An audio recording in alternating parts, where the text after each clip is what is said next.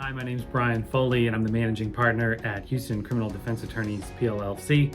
We're going to continue our Texas Code of Criminal Procedure series today.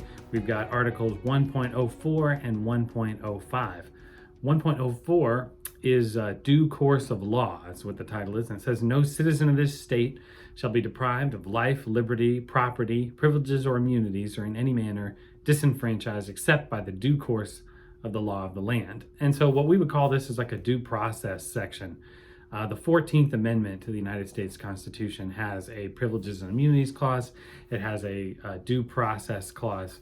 And this life, liberty, and property, that's also repeated in our U.S. Constitution and originally in the Declaration of Independence as life, liberty, and the pursuit of happiness. I don't know if property and acquiring property is the pursuit of happiness, but in any case, that's what we have in Article 1.04 for due course of law. And then Article 1.05 is called Rights of the Accused.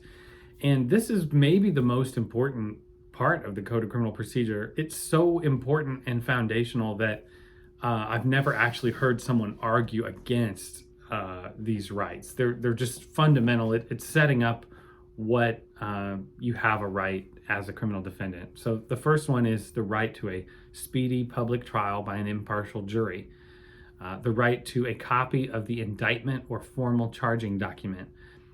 This is encapsulated in the right to receive notice of what you're being charged with. The right not to testify against yourself or be compelled to give evidence against yourself. That's a mirror of the Fifth Amendment to the U.S. Constitution.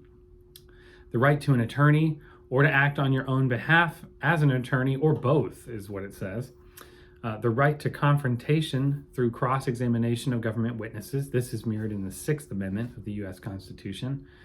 The right of compulsory process, otherwise known as the right to subpoena a witness. And then the right to answer to felony charges only after an indictment by a grand jury. And so the grand jury, a lot of people ask me questions about this. This is an interesting part of the law. In Texas, every felony charge has to be approved by a grand jury. This is just a group of people in the community who are assembled by a judge in the district courts of the county or wherever is assembling this grand jury. And then they will vote. There's normally 12 people on the grand jury, and they'll vote whether to true bill something or no bill something. So let's say it's a felony case, it's an assault, family violence, strangulation. They don't believe that there's probable cause that the person was strangled. They think there's family violence, maybe there's an injury, but they don't think that the person was strangled. Well, if 9 jurors vote true that they think there is probable cause that somebody was strangled, then it's a true bill and the case moves forward, even if you have some no votes. But if you have only 8 people vote for a true bill and everyone else votes for a no bill, then you do not have a true bill. You have what's called a no bill. And in Houston and Harris County, those are automatically, dismissal is generated straight through the grand jury procedures, as is the case with many things in Harris County. It's sort of an automated, big bureaucratic process. And so it is very easy for a case to be dismissed. It's done as a matter of course and automatically when a case is no billed. But interesting procedural thoughts here. There really isn't a no bill rule in Texas. It's not that the jury stamps the documents with a no bill. They just don't stamp it with a true bill, because even if a case is no billed, a prosecutor could come back to another grand jury, even maybe not even the same people who heard the first rendition. They could provide different witnesses. A prosecutor can bring in a witness to grand jury, and if they no bill the case, the prosecutor could choose not to bring that witness, present the case again, and get a true bill.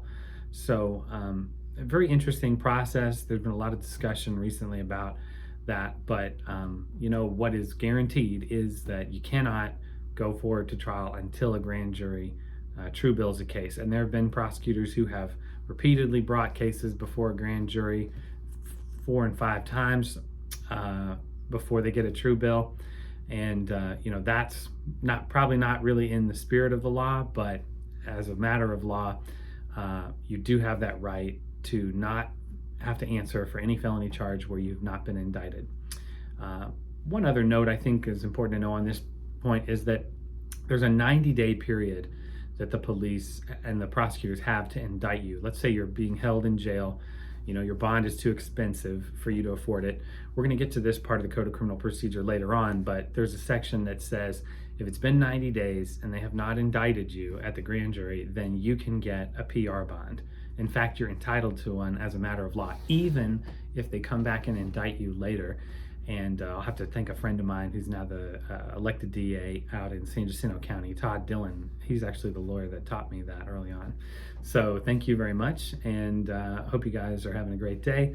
Remember to subscribe to our channel, like us on YouTube, and have a great day from all of us here at Houston Criminal Defense Attorneys, PLLC.